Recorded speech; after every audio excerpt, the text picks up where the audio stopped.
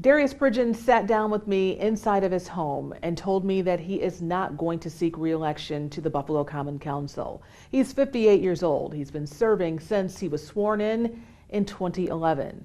December 31st, 2023, it will be over. What's next? Here's my extended conversation with Darius Pridgen. How many years has it been? It'll be 12 years when I'm done. You were sworn in when? January 2011. And now you're ready to call it quits? Yeah, I'm the second longest serving Ellicott District council member in written history. Why? Why are you doing this? Because I like it, because I enjoy what I do, because I count public service as a privilege and not as if it is something that I have earned or that I should own or that I should keep. And I want to leave to do my next, of whatever my next is, while I still have a smile and I'm still engaged and I'm still relevant. How did you come to the decision that you are not going to run again for the Buffalo Common Council? I mean, you serve as the council president. Yeah. You are that face, you are that voice. Yeah, and that was a privilege. It was the same, first of all, prayer. I'm a man of faith, and I prayed when others were saying, maybe not now, stay, you definitely would win an election and you're definitely needed and da-da-da.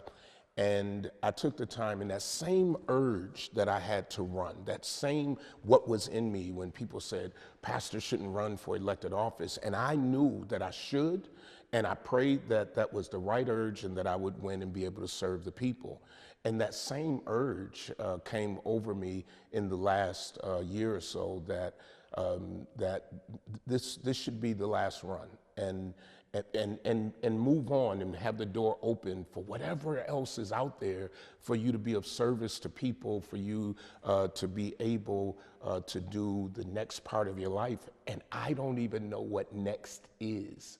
But all I know is what next is not for Darius Pridgen right now. And what next is not is to run again for public office for the Ellicott district seat. But does that mean you won't run again for public office? I don't know what my next is. And I think that's where it is very liberating, because I don't need to know what my next is. And so I'll never close any door of what I will do next. I can tell you this right now, my next is just preparing to leave the council. Would you rule out running for another office in the city, maybe mayor? Oh, I've never talked about running for mayor. I've never talked about running for mayor, but I also never talked about running for council member. Before I was pastor, I never talked about being a pastor. So all of these roles that I have had the privilege to fill was nothing that was necessarily on my bucket list to do. So there is no door that I'm ever going to say, I wouldn't do this or I wouldn't do that. But like I said, what I do know is that I feel very fulfilled in leaving at this point with the accomplishments that have been made over the last 12 years. And to leave and still have the support of your constituents, the support of your party, the support of the administration, the support of True Bethel. And so not one person suggested I not run. So now that you have determined that you're not going to run, of course, people are going to be swirling and wondering why.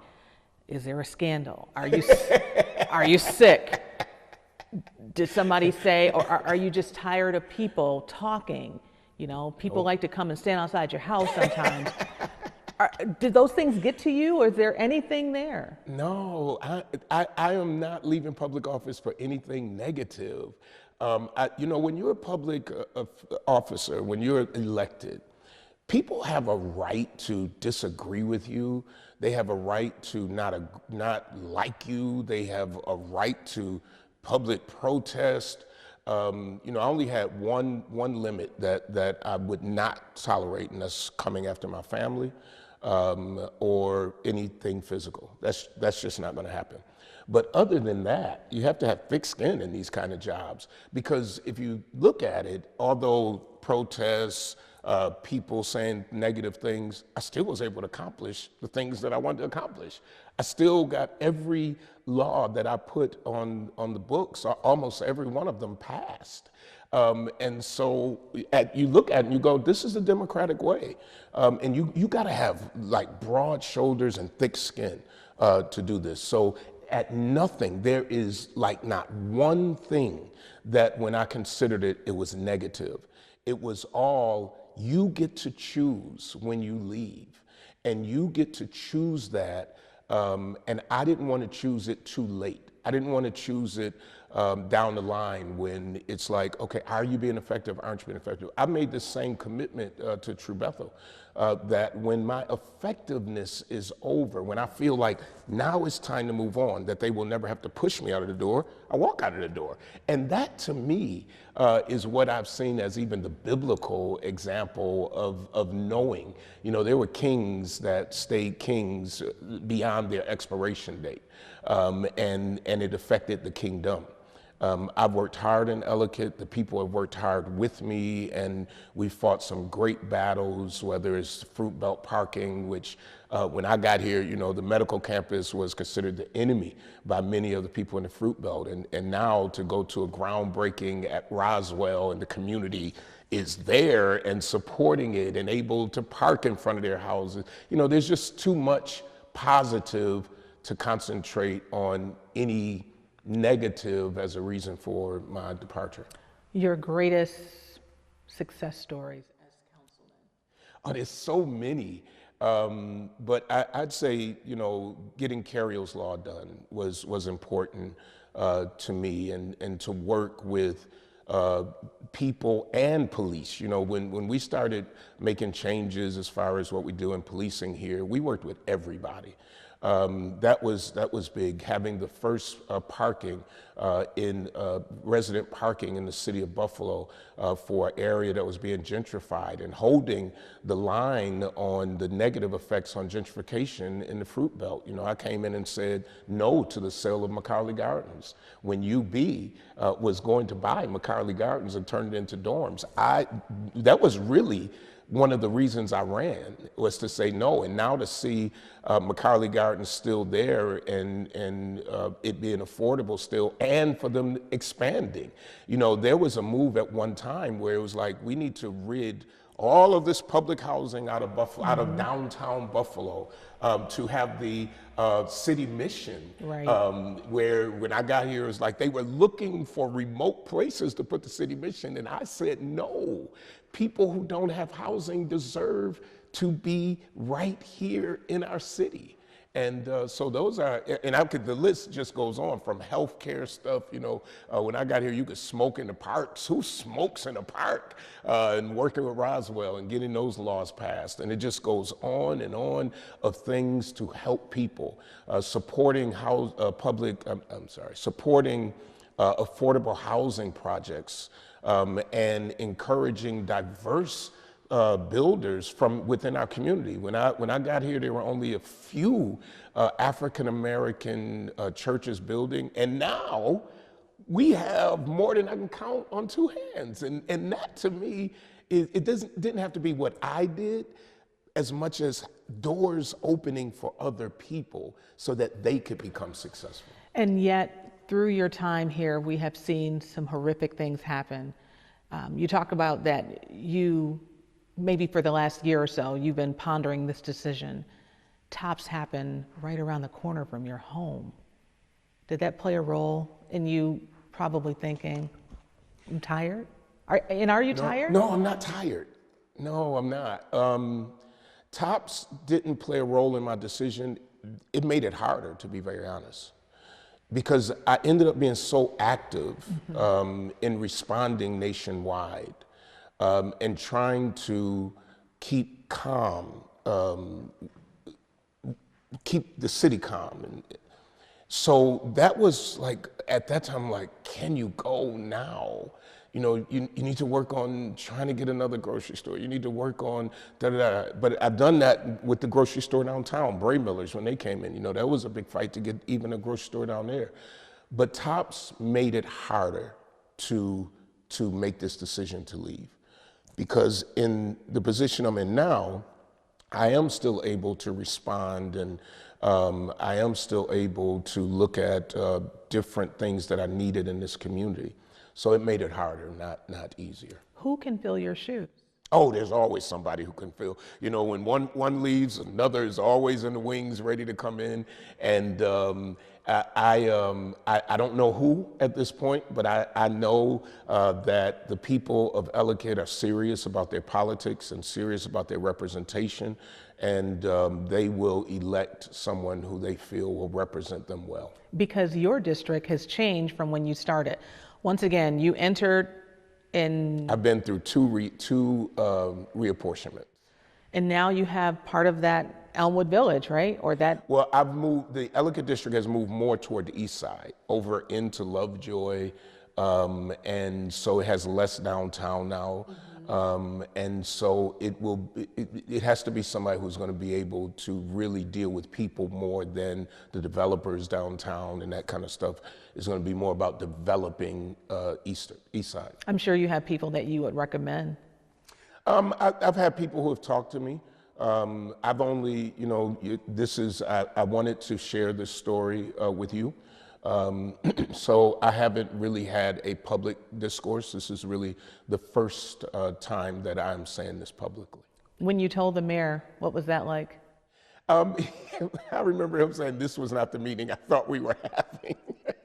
He thought we were meeting on policy and, you know, about things for the city. And I just said, I'm not going to run again. And you know, it wasn't as if he was thrilled about it. After me giving him my reasons, he understood. You have a lot of things to be proud about during your term. The fact that you have on your table different files, the Pridgen files, you call them. Yeah, whenever we would accomplish something that we were working on, they would bring me back the file, and then we would pick numbers of the staff, and whoever got the number, they knew what was going to happen. I was going to take the file and throw it up in the air, and they had to clean it all up, and we'd celebrate. And so I would always take a portion of that file and put it in what I called the Pridgen files so that I could look back at a day like this and see what have you accomplished. And when I asked the young lady to bring me the file from my office, she said, well, it's more than one file, and it's this thick, several files, and some things I forgot that we accomplished and that we did. And so a lot of accomplishments, and really to be very transparent. Wish I could have did more. I will never be satisfied with what I've done. I always feel like I wish I could have done more. What is it that you wish you could have done? I mean, you're still there until December 31st. Yeah. So what is it that you want to see done before December 31st? And will you go harder now? Because you know, I'm done at the end of 2023. Yeah, this thing that's going on right now with rents raising so high, and what I call eviction by raising rents. You know, so you have right now this phenomenon around Buffalo, where people, and a lot of people from out of town, are buying property. Instead of evicting people, they're just saying, okay, your rent is $800, we're gonna raise it to $1,200. And so you got more homeless people now than what we have had. Now, they might not be under a bridge, but they're couch surfing, they're living with relatives, because if you tell me in 3 months I've gotta go because my rent is gonna be high. And so I've formed a task force. We are forming a task force to look at what kind of laws can be on the books of City of Buffalo to protect people as far as housing. And so this is going to be what I really want to accomplish before I leave the council, among constituent concerns and all the things we do every day. But to me, that's one of the most important things, because as these houses go up to, and the landlord should be able to get the rent that they deserve. What I'm concerned about is that the average Buffalonian will not be able to afford to stay in Buffalo. And to me, that's just criminal. If I stayed in Buffalo when nobody was paying attention, and now Buffalo is starting to grow, that I can't afford anymore, and there's nothing the government is doing to protect me. And so that is very important to me. Do you wish, as council president, and really one of the most dynamic leaders we've seen in a long time in the city of Buffalo, that other things could have been accomplished? I think about the Buffalo Bills, and there are still so many people in the city who say, missed opportunity, Buffalo. Absolutely. You didn't get a stadium. Absolutely. I wish the Bill Stadium had been downtown. I wish the Bill Stadium was in Buffalo, not only for the economic factor, but the fact you carry the name and the opportunities that could have come out of that. So yeah, but unfortunate, the council had no voice, had no vote on that, and we weren't allowed to the table for that. So, it's a county issue, it's a state issue, but personally, Darius Pridgen wished that we could have, and I supported resolutions for that. Mm-hmm. We talked about the great things that have happened and that the things that you are most proud of, but as with anything in life, there are those darkest moments. Yeah. What were your darkest moments as a council member? My darkest moments probably as a council member was probably during the police protests. And just wanting to be able to do more. And some things not being able to because of state law, federal law, but just watching the pain of my people. And just thinking, I wish I had the power that some people think I have. In these years, some people think, oh, you counsel, you can do whatever. And our hands are tied by higher levels of government. And just wanting it to be right and not wanting it to be a fight between police and people, but just righting the ship in how we do police work across our country.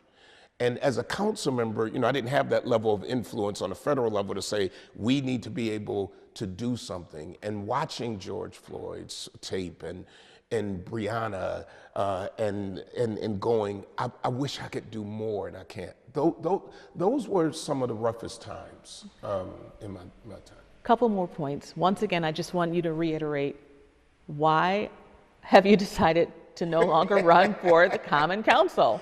I have decided not to run for the Common Council because I still love doing the work. And I think you have to be able to know your seasons. And it is really, and I wish I had like one thing to say, like, oh, well, this happened and it made me think it's time to go in a different direction, or I want to spend more time with my family. I have none of that because I made sure I spent time with my family. Like, I'm not one of those guys who was at work till 1 o'clock in the morning and I never said, I'm home almost every night to eat and to cook. I pick up my son almost every day from school. So it is not, I needed more time with my family. I was neglecting this. I was neglecting the church. The church is doing fabulously. It is just, I'm telling you, an overwhelming feeling that when you go, it's time.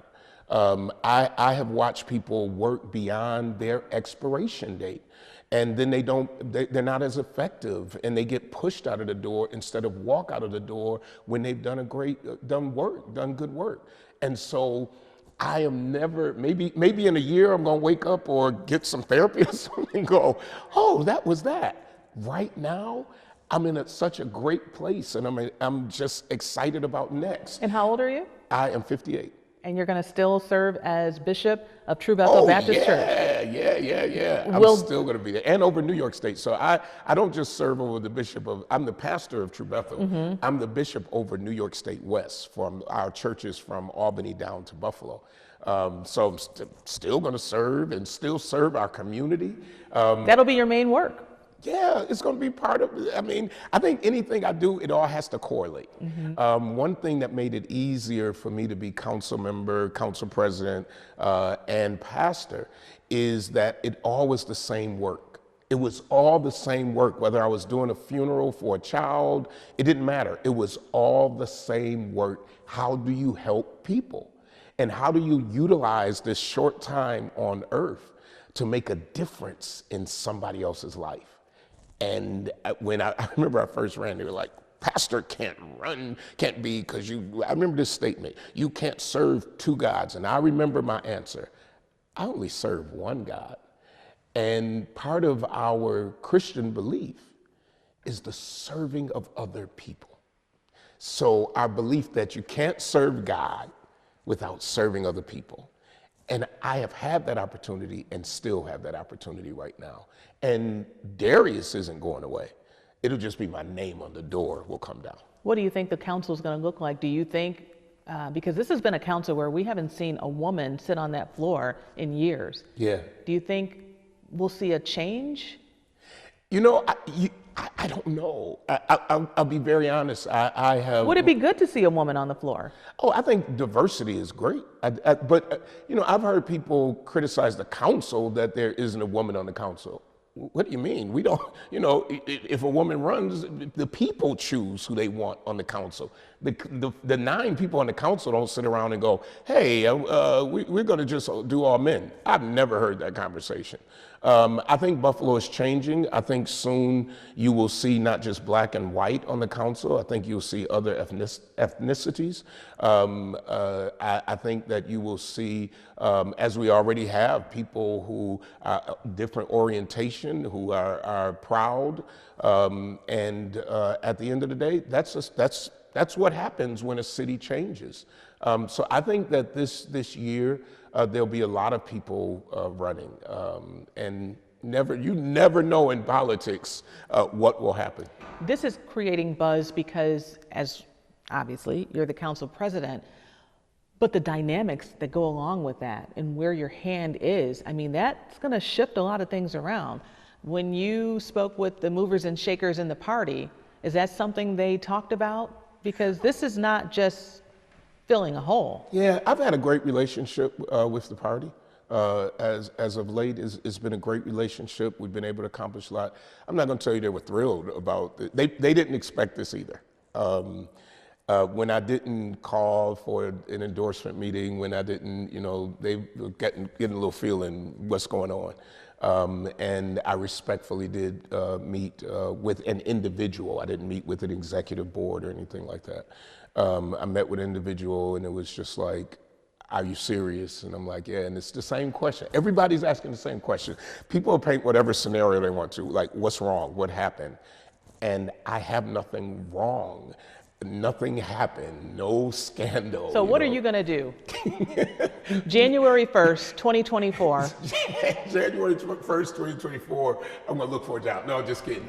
I'm gonna sleep in. Yeah. We're gonna get out of church and I'm gonna sleep in for probably a week and do nothing. And then decide what does next look like for Darius Pridgen to keep this smile on my face and to keep the peace that I have in my heart and to be useful. But there is no, and I mean this with everything in me, there is no plan that I've made. This is not a strategy to do something else that as far as it's not. Whatever comes next that I feel that I'm called to do is what the next is. Every door is open. Every door is open. And you're not going to close out anything. The only doors that are closed is me doing anything simply because somebody wants me to do it or for money. It has to be something I have a passion for. It has to be something that I can help. I've been privileged in these 58 years of living to be able to help people. And that's the only thing. I'm not interested in doing something just because somebody offered it to me. It has to mean something. So if we write the headline for Darius Pridgen today, what should it say? Adios. Thank you.